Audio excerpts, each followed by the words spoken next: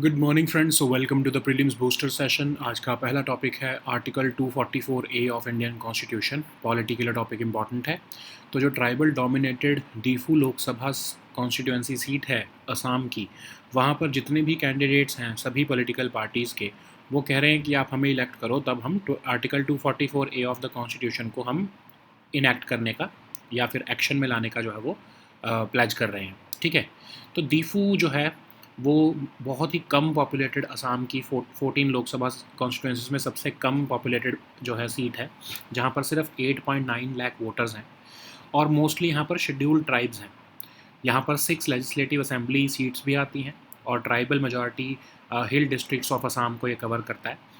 Karbi Anglong, waste Karbi Anglong और दीमा हसाओ, ये areas already 6 schedule of the constitution के अंदर आते हैं। अब जो है यहाँ पर 2 ऑटोनॉमस काउंसिल्स भी हैं, कार्बी आंगलोंग ऑटोनॉमस काउंसिल और नॉर्थ कचार हिल्स ऑटोनॉमस काउंसिल। तो कई तरह की ट्राइब्स यहाँ पर रहती हैं ऑलरेडी। ठीक है, तो article 244A of the constitution है क्या? 1969 में 22nd अमेंडमेंट करते हुए पार्लियामेंट ने ये आर्टिकल 244A जो है इनैक्ट किया था एक autonomous region with in Assam बनाने के लिए। इसके अंदर कुछ tribal areas of Karbi Anglong आए। ठीक है, अब इस उनकी हाईलाइट्स ये हैं कि जो इसके अंदर जो एरियाज़ बनाए जाएंगे, उसमें सेपरेट गवर्निंग बॉडी होगी, अपना ही लेजिस्लेचर और काउंसिल ऑफ मिनिस्टर्स या फिर दोनों भी हो सकते हैं। ठीक है, और 6 शेड्यूल एरिया से थोड़ा डिफरेंट है। कैसे डिफरेंट है? 6 शेड्यूल एरियाज़ में काउंसिल्स तो ऑलरेडी बनाई गई हैं इलेक्टेड रिप्रेजेंटेटिव्स के लिए, डिसेंट्रलाइज गवर्नेंस देने के लिए ट्राइबल एरियाज़ में, लेकिन इनके पास पावर्स लिमिटेड होती हैं। जैसे कि लॉ एनफोर्समेंट की पावर नहीं होती, फाइनेंशियल अथॉरिटी भी इनके पास लिमिटेड होती है। लेकिन अगर आर्टिकल 244A लाया गया, उसमें और ज़्यादा ऑटोनॉमस पावर जो है ट्राइबल एरियाज़ को दे दी जाएंगी। इवन लॉ एंड ऑर्डर की जो है वो भी कंट्रोल उन्हीं ट्राइबल एरियाज़ के ऑटोनॉमस काउंसिल्स को दे दिया जाएगा। ठीक है, तो डिमांड फॉर ऑटोनॉमी एक फीचर रहा है असम में, जो इंसर्जेंसी का 1950 से स्टार्ट हुआ था ये क्वेस्ट फॉर ऑटोनॉमी वहाँ पर। उसके बाद मेघालय बनाया गया 1972 में, फिर ऑटोनॉमस स्टेट डिमांड कमेटी बनाई गई, तो एक मास ऑर्गेनाइजेशन शुरू हुई रीजनल ऑटोनॉमी मांगने के लिए। 1995 में ये ASDC इन्होंने मेमोरेंडम ऑफ सेटलमेंट जो है वो रीच कर लिया स्टेट और सेंट्रल गवर्नमेंट के साथ, और उसके ही बेसिस पर जो है ऑटोनॉमस काउंसिल्स बनाए गए इस रीजन में। तो उन्हें उन्हें ये 6 शेड्यूल की जो ऑटोनॉमी है उससे ज़्यादा ऑटोनॉमी चाहिए, उसी के लिए वो आर्टिकल 244A भी डिमांड कर रहे हैं। तो दिल्ली और असम गवर्नमेंट दोनों ही जो है पीस नेगोशिएशंस करती रहती हैं इन मिलिटेंट ग्रुप के साथ। और एक 2021 में पीस एग्रीमेंट साइन हुआ था कार्बी आंगलोंग के कई सारे जो है मिलिटेंट ग्रुप्स के साथ। उसके बाद इस जो है सेटलमेंट में कहा गया कि ग्रेटर ऑटोनॉमी और स्पेशल डेवलपमेंट पैकेज दिया जाएगा 1000 करोड़ का अगले 5 साल के अंदर, ताकि जो है वो ये मिलिटेंट्स के साथ ये एग्रीमेंट किया गया।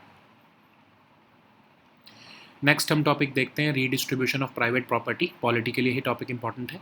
तो वेल्थ डिस्ट्रीब्यूशन जो है वो न्यूज़ हेडलाइंस में आजकल चल रहा है। तो 9 जज बेंच ऑफ सुप्रीम कोर्ट जो है वो इंटरप्रिटेशन देगा article 39B of Indian constitution की। अब आर्टिकल 39B आपको पता है directive principle of state policy है। अब सुप्रीम कोर्ट इसमें ये देखेगा कि क्या गवर्नमेंट प्राइवेटली ओन्ड प्रॉपर्टीज़ को भी जो है रीडिस्ट्रीब्यूट कर सकती है।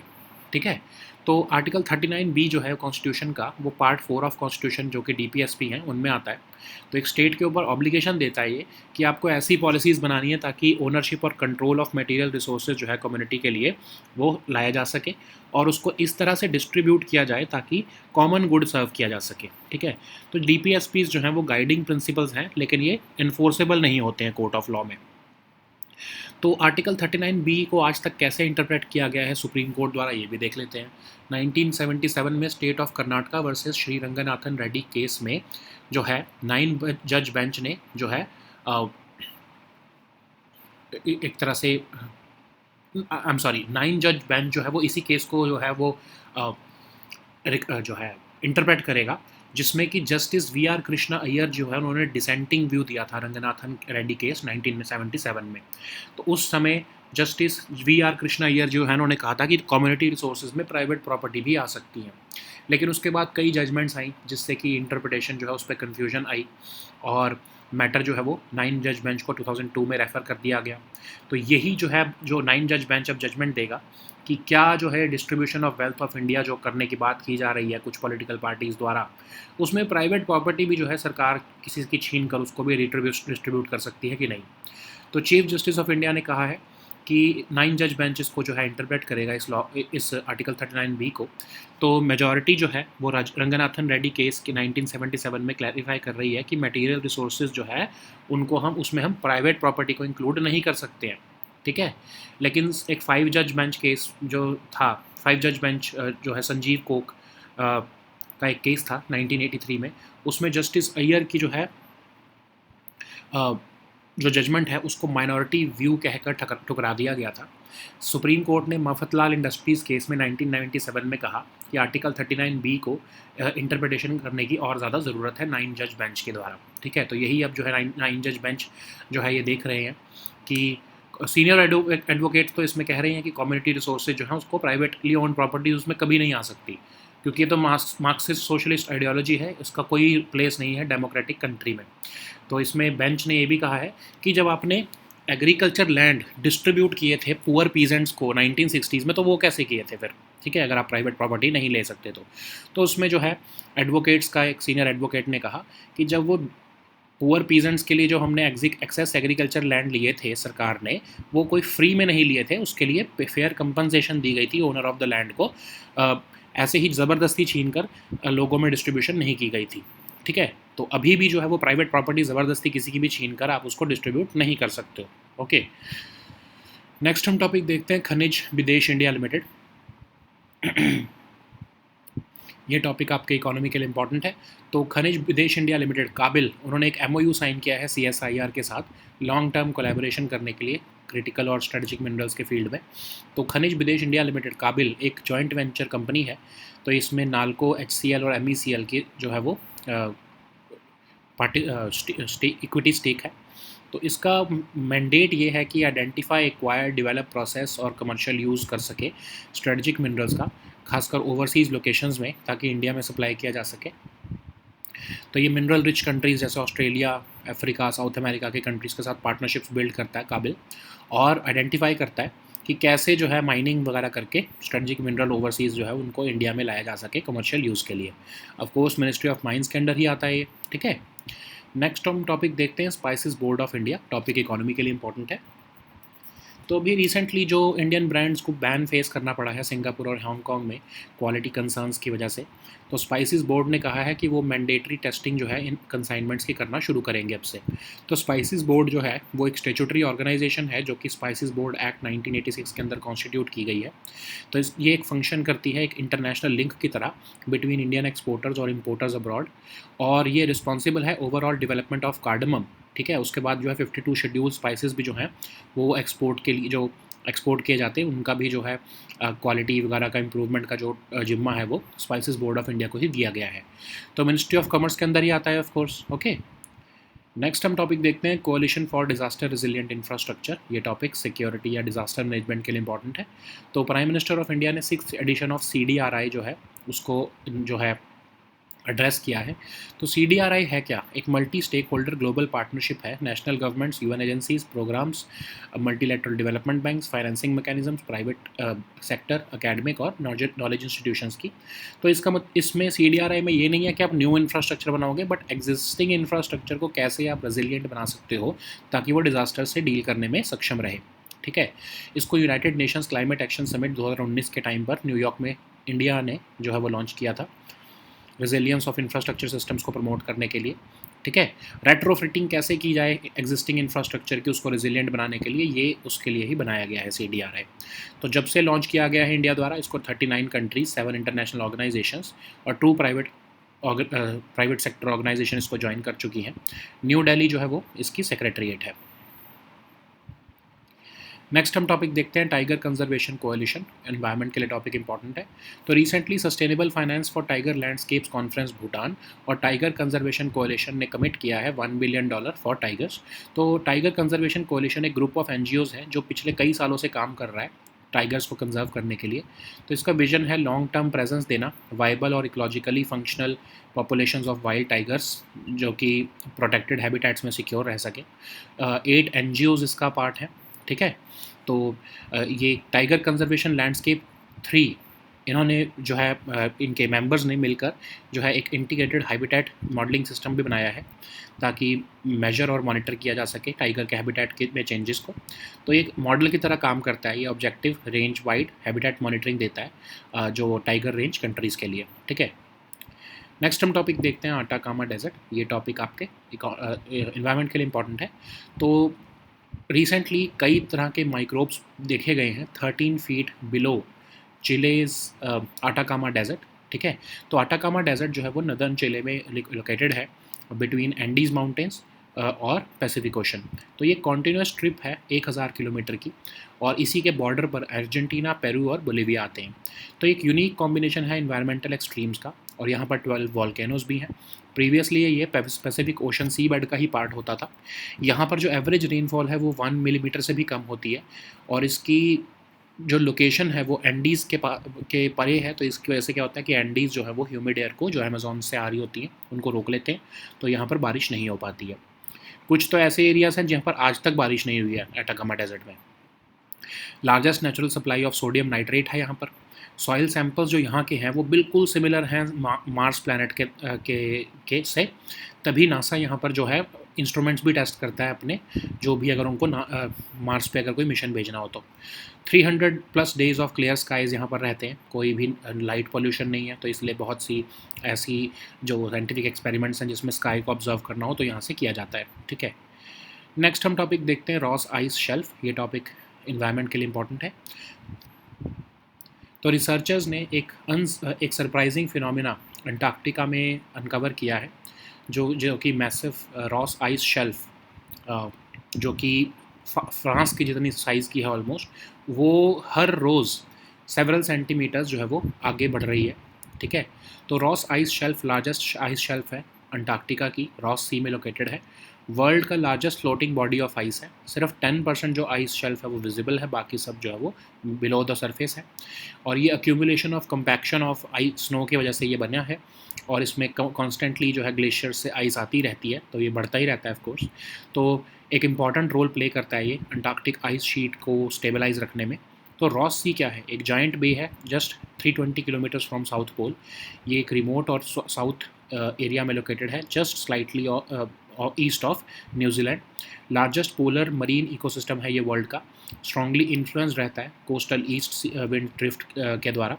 फर्स्ट प्रोटेक्टेड एरिया है ये अंटार्कटिका का।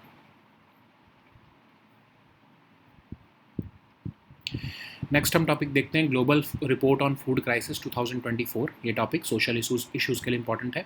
तो रिसेंटली रिलीज़ की गई global report on food crisis जो है वो कह रही है कि 282 मिलियन पीपल जो है वो high levels of acute food insecurity face कर चुके हैं 59 कंट्रीज़ में 2023 में।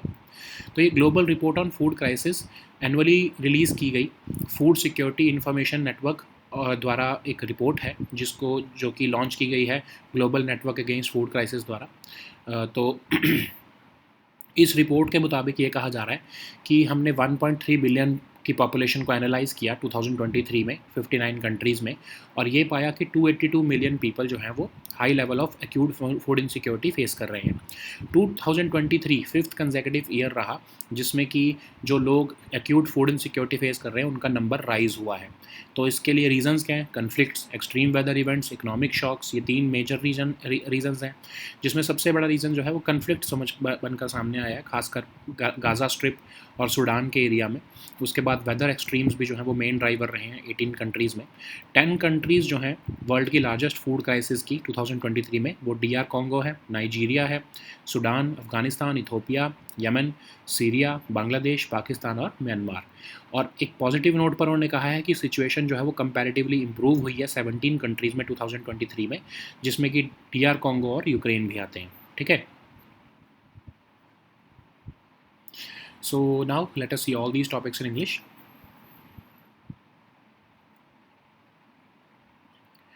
So the first topic is Article 244A of Indian Constitution. This topic is important for your polity section. So in the tribal dominated Difu Lok Sabha constituency of Assam, candidates from all political parties are pledging that they will put into action Article 244A of the Constitution once elected.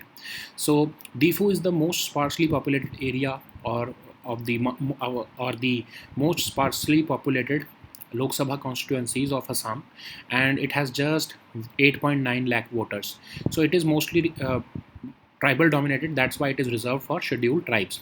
So this seat also has two autonomous councils: the Karbi Anglong Autonomous Council and the North Kachar Hills Autonomous Council.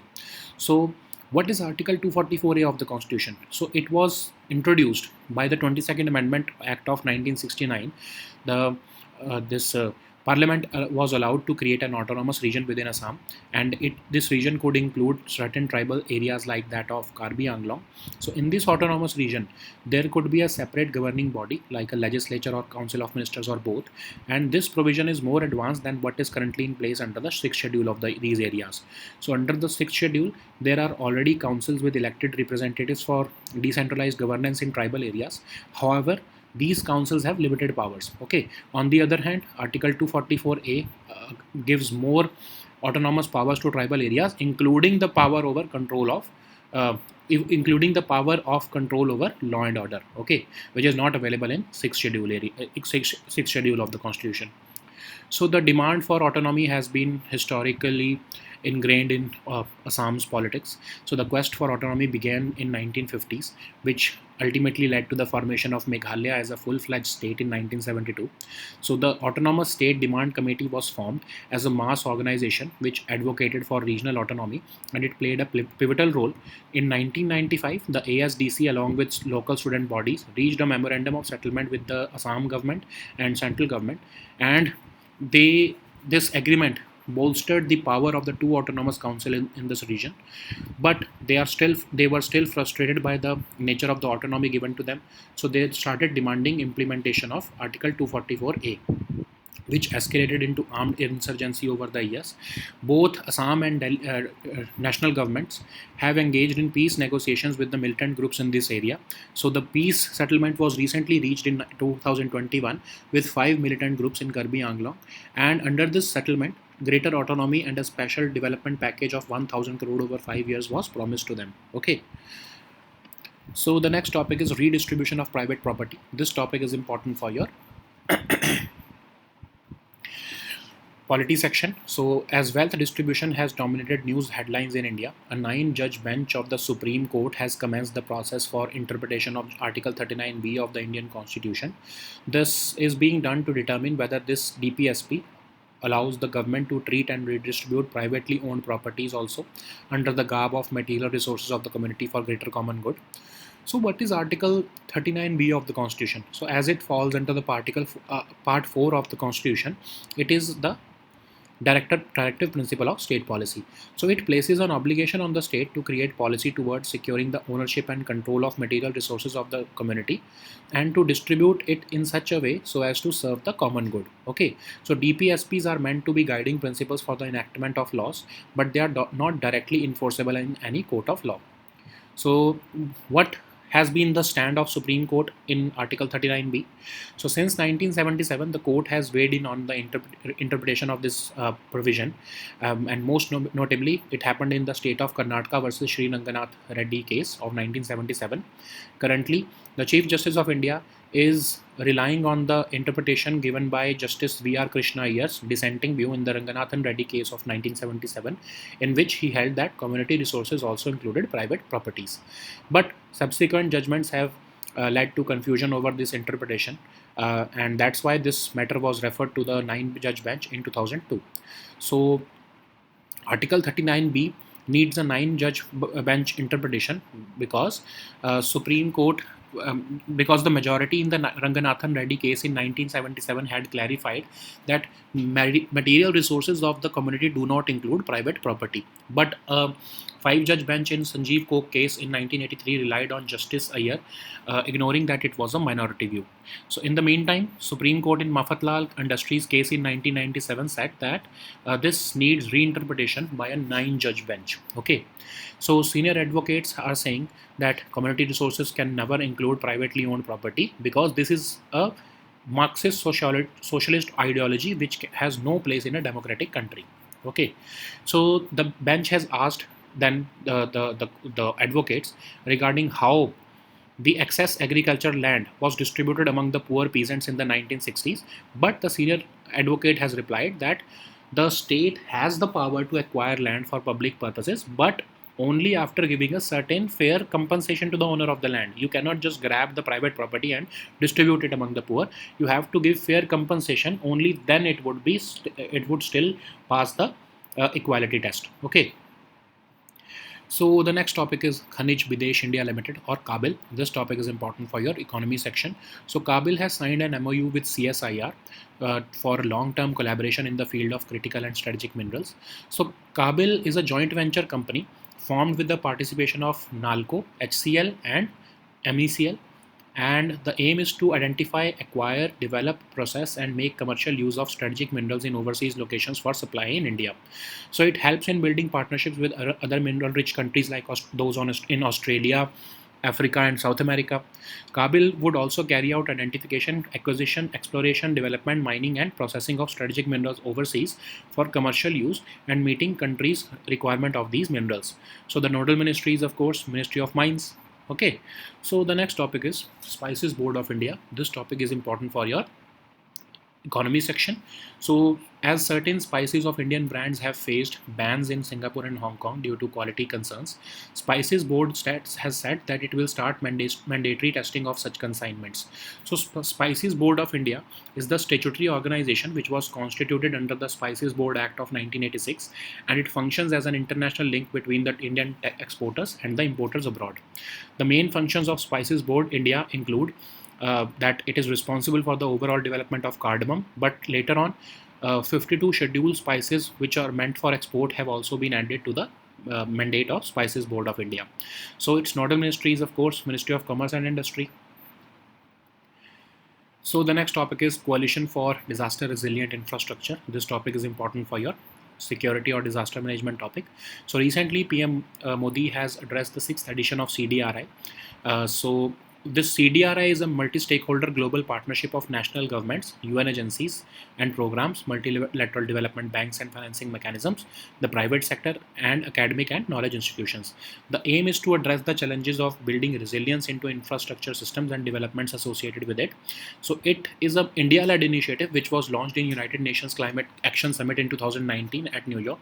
So remember the fact that it does not talk about creating new infrastructure, but retrofitting the existing infrastructure to make it resilient against disasters. Okay, so since its launch, 39 countries, 7 international organizations and 2 private sector organizations have joined this CDRI initiative as members. So of course its secretariat is located in New Delhi. So the next topic is Tiger Conservation Coalition. This topic is important for your environment section. So recently Sustainable Finance for Tiger Landscapes Conference Bhutan and the Tiger Conservation Coalition has committed to catalyze $1 billion for tigers. So Tiger Conservation Coalition is a group of NGOs who have worked for many years with partners to conserve tigers. So its vision is for a long-term presence of viable and ecologically functional population of wild tigers secured in protected habitats. The 8 NGOs are associated with it, including the EIA, the IUCN, Traffic, UNDP, WWF, WCS, among others. So the members have co-developed Tiger Conservation Landscape 3.0, which is an integrated habitat modeling system to measure and monitor changes in tiger habitat at range-wide, national, biome and landscape scales near real time. So this would work as a model for objective range-wide habitat monitoring for the tiger range countries. So the next topic is Atacama Desert. This topic is again important for your environment session. So researchers have recently found microbes that they are thriving 13 feet beneath the scorched surface of Chile's Atacama Desert, making it the deepest discovery of microbial life in the region to date. So Atacama Desert is located in northern Chile, between the Andes mountains and the Pacific Ocean on the west. So it is the driest desert in the world. So it forms a continuous strip for nearly 1,000 kilometers along the narrow coast of northern third of Chile. So Argentina, Peru and Bolivia border this desert. So this desert is a unique combination of environmental extremes. It also hosts 12 volcanoes, and it was previously a part of Pacific Ocean seabed. The average rainfall in this region is about just 1 millimeter per year, and this is due to the location of this desert between the Andes, which blocks the humid air from the Amazon and the coastal mountain range. It also has the largest natural supply of sodium nitrate. The soil samples taken from this region are very similar to the samples from Mars. That's why NASA uses this desert for testing instruments for missions to the Mars planet. So it is one of the few locations on the world in the world with 300 plus days of clear skies in a year, along with no light pollution. So it becomes important for scientific observations of space. Okay. So the next topic is Ross Ice Shelf. This topic is important for your environment section. So researchers have recently uncovered a surprising phenomena in Antarctica, whereby the massive Ross ice shelf, which is roughly the size of France, has lurched forward several centimeters once or twice a day. So what is the Ross ice shelf? So it is the largest ice shelf of Antarctica, and it is situated in the Ross Sea. It is the world's largest floating body of ice. Only 10% of the ice shelf is visible, and the majority of it is hidden several hundred meters below the surface of the ice. So it has been formed by the accumulation and a compaction of snow, and it is being fed a constant flow of ice from glaciers draining from both east and west Antarctic ice sheets. So it plays an important role in the stabilization of Antarctic ice sheet also. So what is Ross Sea? Ross Sea is a giant bay which is just 320 kilometers away from South Pole. The sea is remote, and it is positioned south and slightly east of New Zealand. So it is the largest polar marine ecosystem in the world. It is strongly influenced by the coastal east wind drift, which sets up a vast clockwise gyre accompanied by deep water upwelling. So it is the first protected area in Antarctica, and it is home to the world's most it is home to the most of the world's penguins and many species of whales also. Okay. So the next topic is Global Report on Food Crisis 2024. This topic is important for your social issues. So according to recently released Global Report on Food Crisis, nearly 282 million people faced high levels of acute food insecurity in 59 countries in 2023. So this report is released annually by the Food Security Information Network, and is launched by the Global Network Against Food Crisis, which is a multi-stakeholder initiative that includes UN agencies, European Union, US Agency for International Development, and certain NGOs also, who are working to tackle food crisis. So the highlights of this report say that they have analyzed a population of 1.3 billion in 2023 across 59 countries, and they have found that 282 million people faced high levels of acute food insecurity. 2023 was the fifth consecutive year of rise in the number of people who were suffering from acute food insecurity, and they have identified conflicts, extreme weather events, and economic shocks as the three main drivers behind the exacerbation of food crisis in the world. So the conflict in Gaza Strip and Sudan has become the primary driver in 22 countries, directly or indirectly affecting 135 million people, and extreme weather events were the main driver for 18 countries, impacting over 72 million people. So 10 countries with the world's largest food crisis in 2023 were the DR Congo, Nigeria, Sudan, Afghanistan, Ethiopia, Yemen, Syria, Bangladesh, Pakistan, and Myanmar. But on a positive note, the situation has also improved in 17 countries in 2023, including DR Congo and Ukraine. Okay. So these were our topics for today. Please also download the weekly current affairs compilation from our Telegram group today. We'll meet next time with new topics. Until then, goodbye and take care.